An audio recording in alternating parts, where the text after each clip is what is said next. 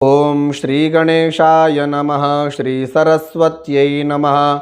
श्री वेदपुरुषाय नमः। श्री गुरुचरणकमलेभ्यो नमः। सर्वेभ्यो नमो नमः। आज हम एक नए विषय के ऊपर चर्चा करेंगे। विषय ये है कि शुक्ल यजुर्वेद में मूर्धन्य शकार यानी कि षटकोण वाले शा को कहीं शा उच्चारण करते हैं तो कहीं खा उच्चारण करते हैं। इसी विषय को लेकर के आज हम चर्चा करेंगे। तो आइए जानते हैं कि इसका उच्चारण किस स्थान पर क्या होगा।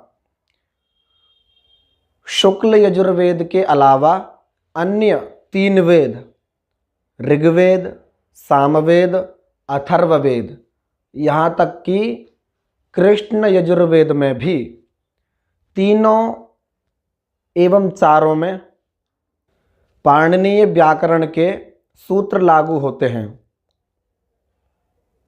पाणिनीय व्याकरण शास्त्र में जिस शब्द को जैसे बताया गया है उसी प्रकार इन तीनों एवं चारों वेदों में उच्चारण होगा। लेकिन शुक्ल यजुर्वेद की माध्यन्दिनीय संहिता में मूर्धन्य शकार का उच्चारण अलग है, क्योंकि शुक्ल यजुर्वेद में व्याकरण के सूत्र तो लागू होते ही हैं, उसके साथ में याज्ञवल्क्य शिक्षा के नियम भी लागू होते हैं। तो इसका उच्चारण का याज्ञवल्क्य शिक्षा का ही नियम है। याज्ञवल्क्य शिक्षा में याज्ञवल्क्य जी लिखते हैं कि प्रायः मूर्धन्य शकार कहीं भी आए तो इसका उच्चारण खा ही होगा, लेकिन मूर्धन्य शकार आधा हो और वो ट वर्ग यानी ट, ठ, ड, ढ, ण इनके साथ विद्ध हो, इनसे जुड़ा हो। इनके साथ जब जुड़ा होगा उसी परिस्थिति में इसका उच्चारण केवल शा होगा। त्र्यंबकं जजामहे, उसी मंत्र में अंत में आता है पुष्टिवर्धनम्मा, पुष्टिवर्धनम्मा। तो वहाँ देखिए शा मूर्धन्य शकार टा से जुड़ा है, मूर्धन्य शकार आधा है और टा पूरा है, तो उसी परिस्थिति में इसका उच्चारण शा हुआ है। यदि ठा होता तब भी इसका उच्चारण शा ही होता।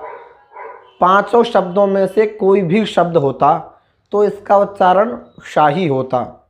अन्य कहीं भी किसी भी शब्द के साथ यदि आधा भी है तो इसका उच्चारण खा ही होगा, शा नहीं होगा। ग्रीखमा इधमाह शारद्धा वीहि, ग्रीखमा, वहाँ माँ के साथ में यही वाला मूर्धन्य शकार ही है, लेकिन उस स्थिति में इसका उच्चारण खा हुआ है, क्योंकि वहाँ ट वर्ग का शब्द नहीं है। ट वर्ग के साथ में कहीं भी मूर्धन्य शकार हो तो आप वहाँ निस्संकोच इसका उच्चारण शा कीजिए, लेकिन आधा हो तभी, पूर्ण है तो नहीं होगा। यानी कि पहले मूर्धन्य शकार है, उसके बाद में ट वर्ग का कोई शब्द है, तो उस परिस्थिति में इसका उच्चारण खा ही होगा, शा नहीं होगा। मूर्धन्य शकार आधा है और ट वर्ग से विद्ध है, यानी ट वर्ग से जुड़ा है, तो उस परिस्थिति में इसका उच्चारण केवल शा होगा, अन्य कहीं भी नहीं होगा। ट वर्ग का मतलब है कि ट, ठ, ड, ढ, ण इन पांचों शब्दों के साथ कहीं भी मूर्धन्य शकार आधा है तो इसका उच्चारण शा होगा, खा नहीं होगा। अब खा पर दृष्टि डालें तो देखिए शुक्ल यजुर्वेद के 31वें अध्याय का पहला ही मंत्र है, पुरुष सूक्त जो रुद्री में दिया है उसी में पहला मंत्र वही है।